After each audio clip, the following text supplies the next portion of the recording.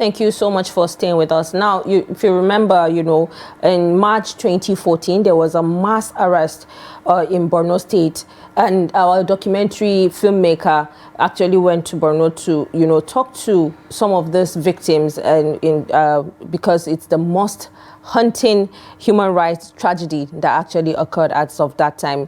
And Aaron, thank you so much for joining us this morning. Thank you so much, Fatih, for having me. Okay. Tell us what brought about this Gallari mass arrest, and we're seeing that 11 years after, what are the victims and the families of these victims saying?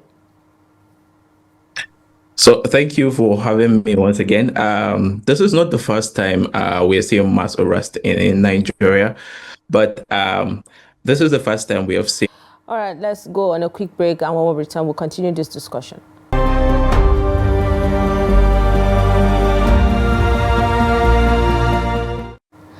Thank you so much for staying with us. I mean, Mariam, the Gallari mass arrest 11 years after, it's a situation that actually happened in March 2014 where 42 men were arrested, if you remember, by some soldiers in, Boko Haram and what have you. But then the families, this is a situation that happened in a small town in Kondega community. Kondega, yes, because, and I can clearly say that a lot of, we have seen back then, we've seen the back and forth of the families that they left behind, because these men were arrested, the grief that they have to face, the, economic hardship that they had to also go through, because it was something, it was a big thing as of then. But then Aaron has joined us now to tell us more and what challenges he actually faced when he went down there to, get some of this info. Aaron, are you with us? Yes, thank you for having me once again. All right, so take us through what the challenges were for you when you went to, Borno, especially Kondega, to follow up on these stories 11 years after. So first, I'm going to start by saying that this is not the first time we have seen mass arrest in Nigeria. Mass arrest has been happening in the country over time, but this is like the first time where we are seeing a single community that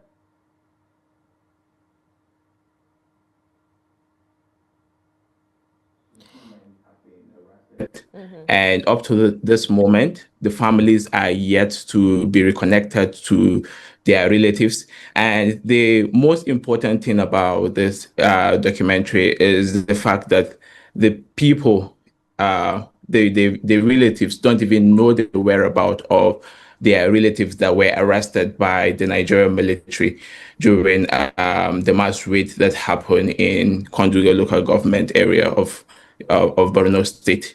So, and a lot of these people are yet to receive answers from the military.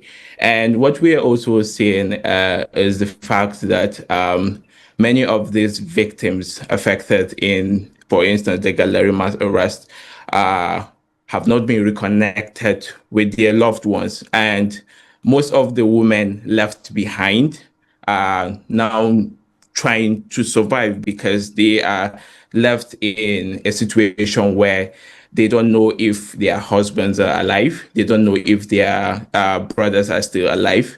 And nobody is providing them with that information, even as at now.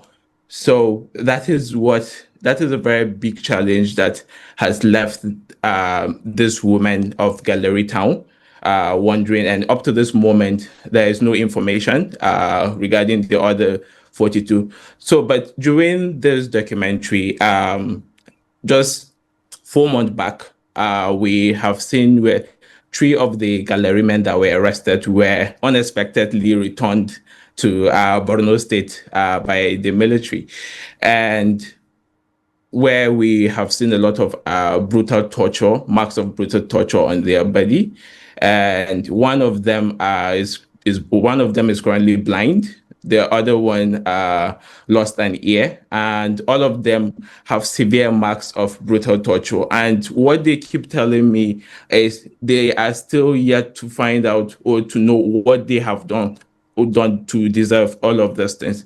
So it's a very big concern, a very worrisome situation, I can say, and we are still waiting to see if the military will respond to this. So, Aaron, what challenges can you tell us? Share some challenges you faced during the filming of this documentary.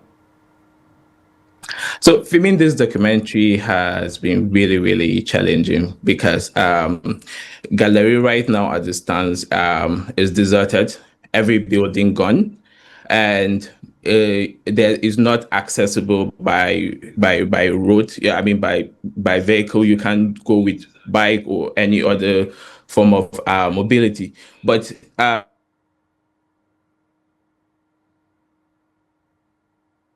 because I had to go undercover to film this documentary.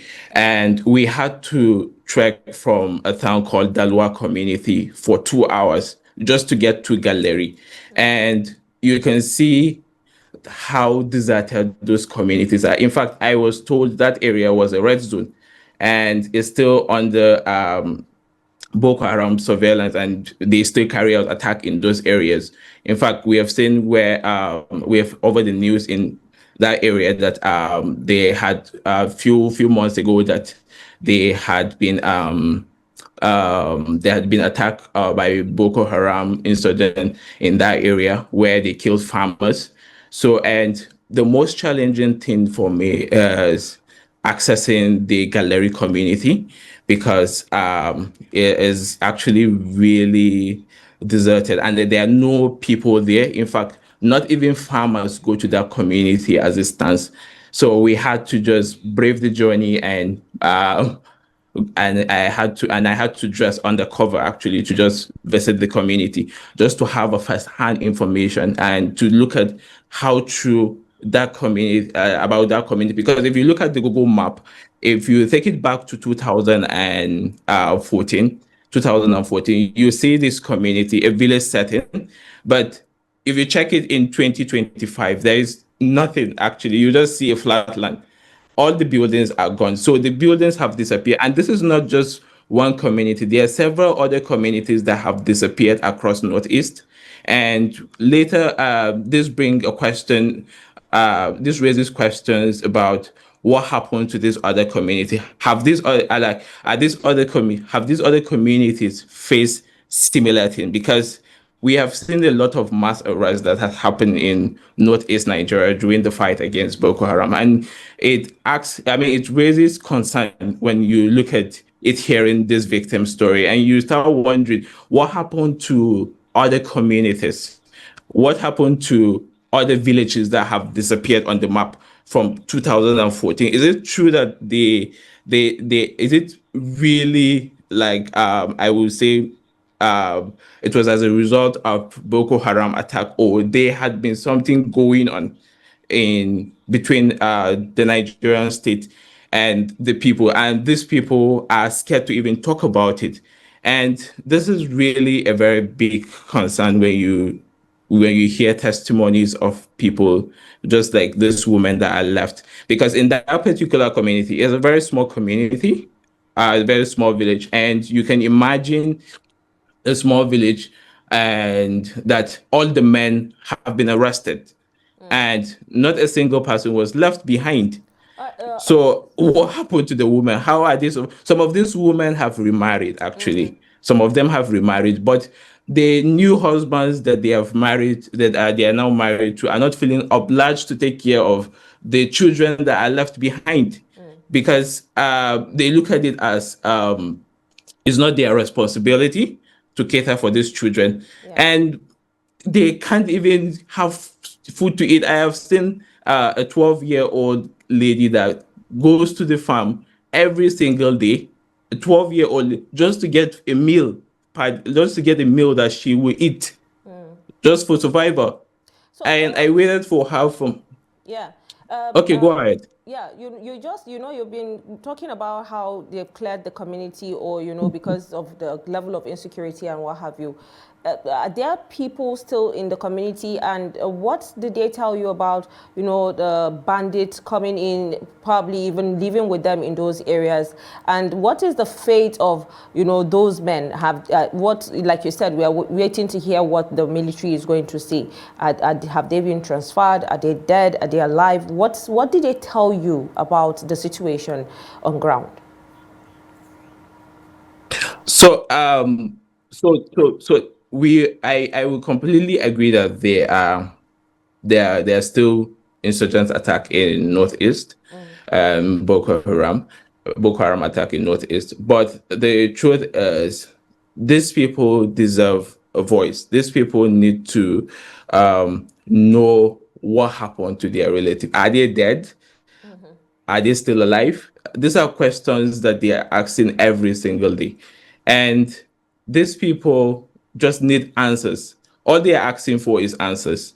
And the sad part of this story is the fact that nobody is even listening to them.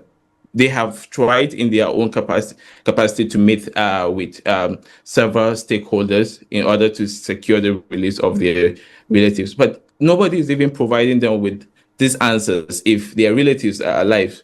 You can imagine for 11 years, someone is trying to reconnect with his loved ones, still deciding, trying to know if his brother or his father is still alive. Yeah. You can imagine Aaron, that continuous psychological effect it will have on them.